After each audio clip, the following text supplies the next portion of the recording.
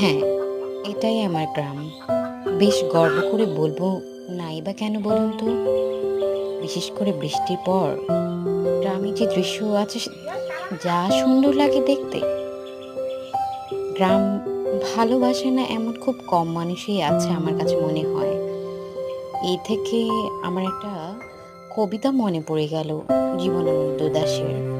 তিনি বলেছেন, "আবার আসিব ফিরে ধানসিঁড়িটির তীরে, এই বাংলায় হয়তো মানুষ নয়, হয়তোবা শঙ্খচিল শালিখের বেশে।"